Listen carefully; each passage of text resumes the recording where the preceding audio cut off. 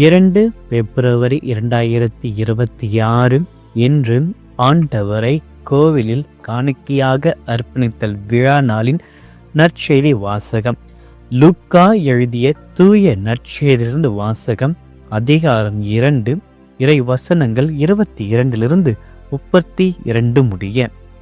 மோசேயின் சட்டப்படி தூய்மைச் சடங்கை நிறைவேற்ற வேண்டிய நாள் வந்த பொழுது குழந்தையை ஆண்டவருக்கு அர்ப்பணிக்க அவர்கள் எருசலேமுக்கு கொண்டு சென்றார்கள். ஏனெனில் ஆண் தலைப்பேறு அனைத்தும் ஆண்டவருக்கு அர்ப்பணிக்கப்படும் என்று அவருடைய திருச்சட்டத்தில் எழுதியுள்ளது. அச்சட்டத்தில் கூறியுள்ளவாறு 2 மாடப்புறாக்கள் அல்லது 2 புறா குஞ்சுகளை அவர்கள் பலியாக கொடுக்க வேண்டியிருந்தது. அப்பொழுது எருசலேமில் சிமியோன் என்னும் ஒருவர் இருந்தார். அவர் நேர்மையானவர், இறைப்பற்று கொண்டவர், இஸ்ராயலுக்கு வாக்களிக்கப்பட்ட ஆறுதலை எதிர்பார்த்திருந்தவர். தூய ஆவியை அவர் பெற்றிருந்தார். ஆண்டவருடைய மெஸ்ஸியாவை காணும் முன் அவர் சாக போவதில்லை என்று தூய ஆவியால் உணர்த்தப்பட்டிருந்தார். அந்த ஆவியின் தூண்டுதலால் அவர் கோவிலுக்கு வந்திருந்தார். திருச்சட்ட வழக்கத்திற்கு ஏற்ப செய்ய வேண்டியதை குழந்தை இயேசுவுக்கு செய்து முடிக்க பெற்றோர் அதனை உள்ளே கொண்டு வந்த பொழுது சிமியோன் குழந்தையை கையில் ஏந்தி கடவுளை போற்றி, ஆண்டவரே, உம் சொற்படி உம் அடியான் என்னை இப்பொழுது அமைதியுடன் போக செய்கிறீர். ஏனெனில் மக்கள் அனைவரும் காணுமாறு நீர் ஏற்பாடு செய்துள்ள உமது மீட்பை என் கண்கள் கண்டு கொண்டன. இம்மீட்பே பிற இனத்தார்க்கு வெளிப்பாடு அருளும் ஒளி. இதுவே மக்களாக இஸ்ராயலுக்கு பெருமை என்றார். ஆண்டவரின் அருள்வாக்கு. கிறிஸ்துவே உமக்கு புகழ். இயேசுவில் பிரியமான அன்பு சகோதரமே, இன்று ஆண்டவரை காணிக்கையாக அர்ப்பித்தல் பெருவிழாவை தாயாம் திரு அவை கொண்டாடி மகிழ்கிறது. ஆண்டவர் இயேசு பிறந்த 40வது நாளில் அன்னை மரியாவும் தூய யோசேப்பும் அவரை எருசலேம் ஆலயத்தில் இறைவனுக்கு அர்ப்பணித்த புனிதமான ஒரு நிகழ்வை இன்று கொண்டாடுகிறோம். இது ஒரு சந்திப்பின் விழாவும் ஒளியின் திருவிழாவும் கொண்டாடப்படுகிறது. இன்றைய லூக்கா நற்செய்தி வழியாக ஒரு கிறிஸ்தவராக நமது கடமைகள் என்ன என்பதை குறித்து ஆழமாக சிந்திக்கலாம். முதலாவதாக முழுமையான அர்ப்பணிப்பை, அதாவது அன்னை மரியாவும் யோசேப்பும் திருச்சட்டத்திற்கு கீழ்ப்படிந்து குழந்தை இயேசுவை ஆலயத்தில் ஒப்படைக்கின்றனர். இது வெறும் சடங்கல்ல, இது ஒரு முழுமையான சரணாகதி.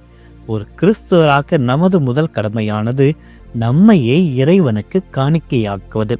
நான் எனது நேரம், எனது திறமைகள் அனைத்தும் இறைவனுக்கே சொந்தம் என்ற ஒரு உணர்வோடு நமது அன்றாட பணிகளை நாம் செய்ய வேண்டும்.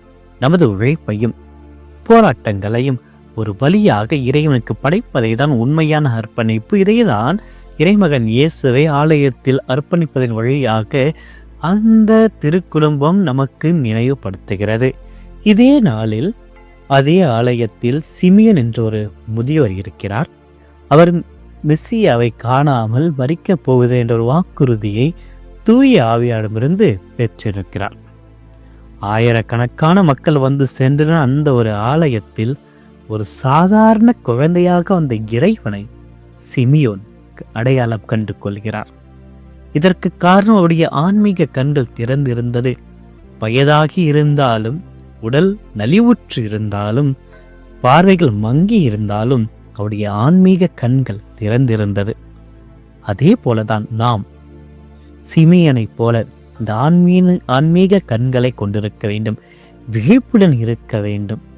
ஏழைகளின் முகத்திலும் அன்றாட நிகழ்வுகளிலும் நம்மை தேடி வருகின்ற இறைவனை காணுகின்ற ஒரு ஜெப வாழ்க்கையை நாம் வளர்த்து கொள்ள வேண்டும். அப்பொழுதுதான் ஏழைகளுடைய சிரிப்பில் இறைவனை காண முடியும். ஏழைகளுடைய சந்திப்பில் இறைவனை காண முடியும். சிமியோன் உணர்ந்தார், இறைவனை அடையாளம் கண்டார். நாமும் இறைவனை அடையாளம் கொள்ள அவரை போன்று ஜெப வாழ்க்கையில் ஈடுபட வேண்டும். சிமியோன் இயேசுவை புறவினத்தாருக்கு ஒளி தரும் வெளிப்பாடு என்று போற்றுகிறார். இன்று நாம் இந்த காணிக்கையாக்கப்பட்ட இந்த நாளில் மெழுகுத்திரி திருவிழாவை கொண்டாடுகிறோம். நம் கைகளில் மெழுகுத்திரிகளை ஏந்துகிறோம். மெழுகுத்திரிகளை ஆசிர்வதிக்கப்படுகிறது. நம்மிடம் கொடுக்கப்பட்ட இந்த மெழுகுத்திரிகள் இறைமகன் இயேசுவை போன்று நாம் உலகின் ஒளியாக மாறுவதற்கான ஒரு பணியை நமக்கு நினைவுபடுத்துகிறது. நம்மிடம் ஒப்படைக்கப்பட்ட இந்த ஒரு பெரும் பொறுப்பு வெறும் ஒளி பார்ப்பவர்கள் மட்டுமல்லாமல் நாம் அந்த ஒளியை சுமந்து செல்பவர்கள் என்பதை நினைவுபடுத்துகிறது. இருள் சூழ்ந்த உலகில், பாவ இருள் சூழ்ந்த உலகில் நம்பிக்கையிழந்த ஒரு இடங்களுக்கு நம்பிக்கையாக, வெறுப்புள்ள இடங்களுக்கு அன்பாக நாம் இந்த கிறிஸ்துவின் ஒளியை ஏந்தி செல்ல வேண்டும். இது ஒரு சாட்சிய வாழ்வு. அந்த சாட்சிய வாழ்வுக்கு நம் கையில் இருக்கின்ற மெழுகுத்திரைகள் என்று நமக்கு நினைவுபடுத்துகிறது. மரியாவும் யோசேப்பும் மறைவாக அல்ல, பகிரங்கமாக ஆலயத்திற்கு வந்து தங்களுடைய கடமைகளை நிறைவேற்றுகிறார்கள்.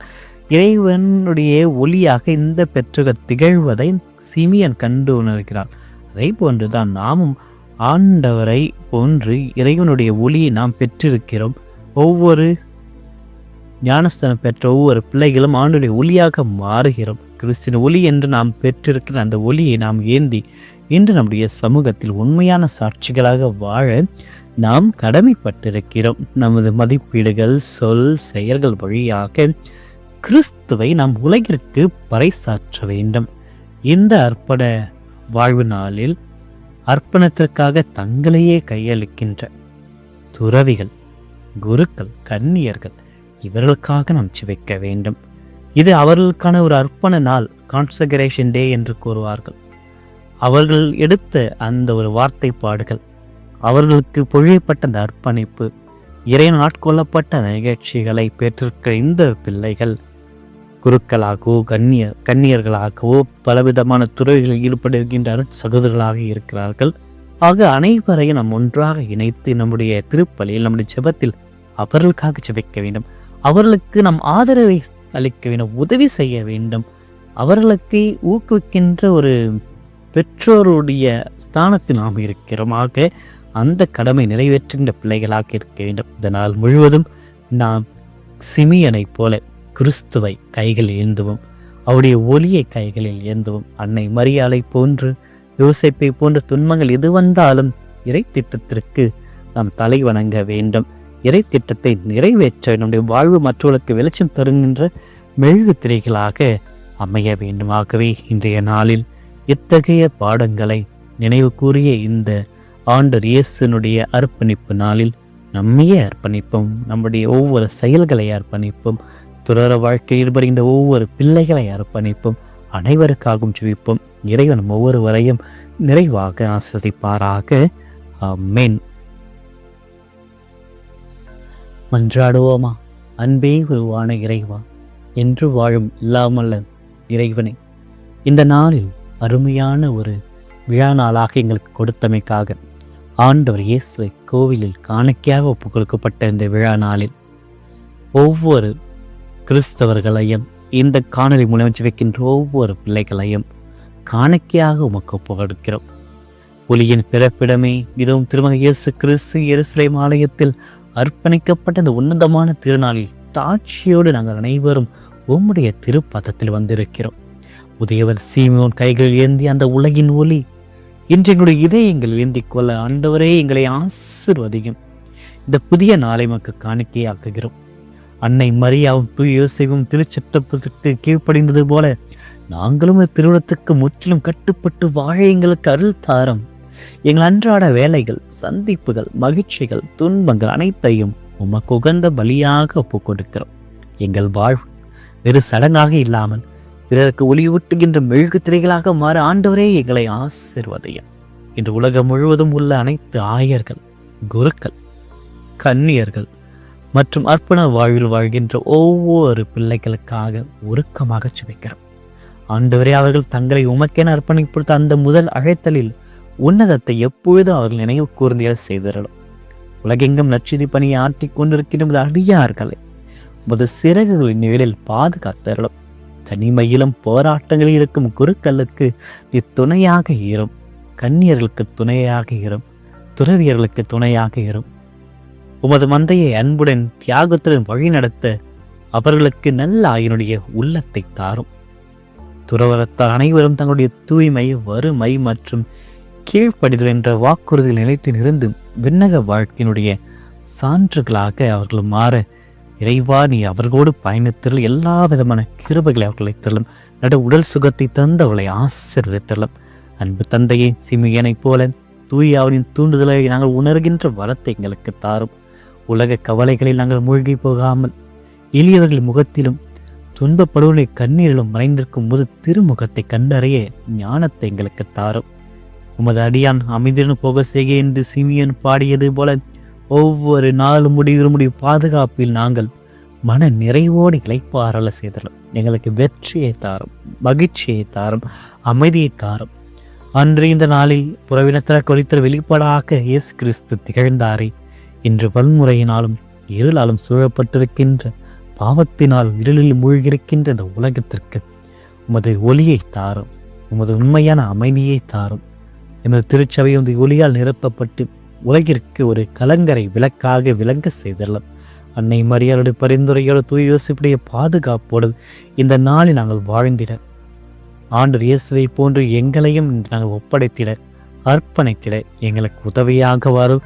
எங்கள் ஒவ்வொருவரையும் எல்லா நலன்களால் நிரப்பி ஆசீர்வதித்தரலாம். ஆண்டவரை, இந்த மன்றாட்டுக்களை எல்லாம் எங்கள் ஆண்டவராகிய கிறிஸ்து வழியாக பார்த்து ஜெபிக்கிறோம். ஆமென். எல்லாம் வல்ல இறைவன் தந்தை, மகன், தூய ஆவியான் ஒவ்வொருவரையும் நிறைவாக ஆசீர்வதிப்பாராக. ஆமென்.